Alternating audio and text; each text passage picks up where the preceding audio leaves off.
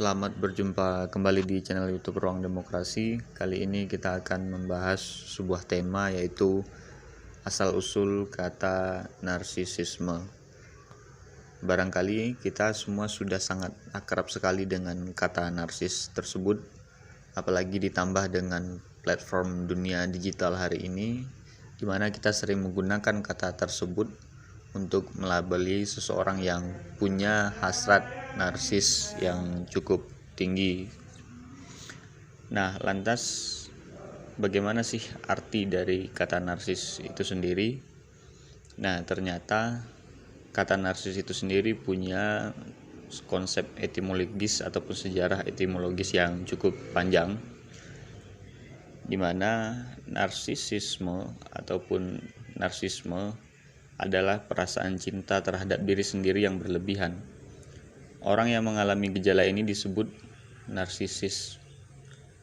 Istilah ini pertama kali digunakan oleh psikolog, yaitu Sigmund Freud, dengan mengambil dari tokoh dalam mitologi Yunani, yaitu Narkisos atau Narcissus dalam bahasa Latin, di mana Narkisos ini dikutuk sehingga ia mencintai bayangannya sendiri di kolam.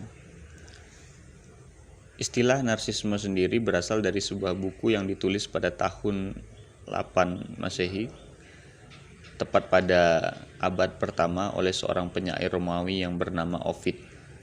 Dalam karyanya Metamorphosis Book 3 adalah buku yang berisikan mitos tentang dua karakter utama, yaitu Narcissus dan Echo. Nah, lantas siapa itu Narkisos? Narkisos adalah seorang tokoh dalam mitologi Yunani. Narkisos ini diceritakan sebagai seseorang pemuda yang memiliki wajah tampan. Dia adalah anak dari dewa sungai, yaitu Kephisos, dan ibunya adalah seorang nimfa bernama Liriope.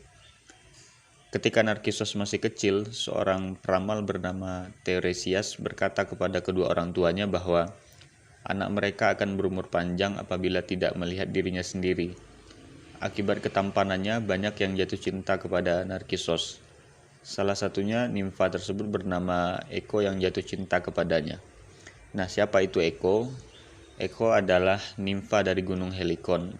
Dia muncul dalam himne Homeros untuk seorang dewa, yaitu Dewa Pan, di mana ratapannya dapat terdengar dari puncak gunung. Echo sendiri adalah pengawal dari Dewi Hera, yaitu istrinya Zeus. Dalam Metamorphosis karya Ovidius, dia sering membantu Zeus berselingkuh dengan cara mengalihkan perhatian Hera ketika Zeus sedang berselingkuh dengan para nimfa, sehingga Zeus pun dapat dengan bebas berselingkuh dengan wanita lain. Ketika Hera mengetahui perbuatan Echo, sang dewi pun marah dan menghukum Echo.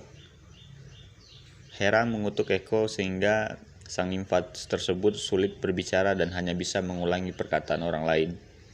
Seperti para nimfa lainnya, Echo mencintai seorang pemuda bernama Narkisos. Meskipun banyak yang mencintainya, tidak seorang pun yang dibalas cintanya oleh Narkisos. Demikian pula Echo, sehingga Echo patah hati dan menjadi sangat sedih dan kesepian. Pada akhirnya, Echo pun mati dalam keadaan mendambakan Narkisos. Hanya suaranya yang tetap terdengar di sebuah pegunungan. Suatu hari, seseorang yang ditolak oleh Narkisos berdoa pada Nemesis, yaitu sang dewi pembalasan, agar menghukum keangkuhan Narkisos. Nemesis pun mendengar doa Echo dan mengutuk Narkisos untuk jatuh cinta kepada bayangannya sendiri.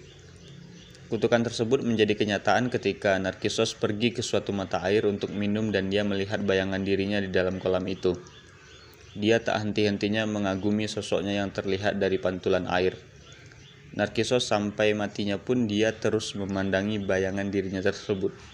Setelah mati, tubuh Narkisos pun diubah menjadi bunga narsis atau dafodil.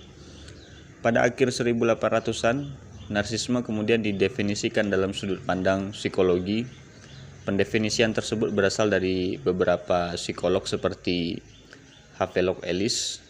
Ia adalah psikolog pertama yang menggunakan istilah tersebut ketika ia menghubungkan mitos dengan narsisme beserta kondisi salah satu pasiennya. Kemudian ada Sigmund Freud.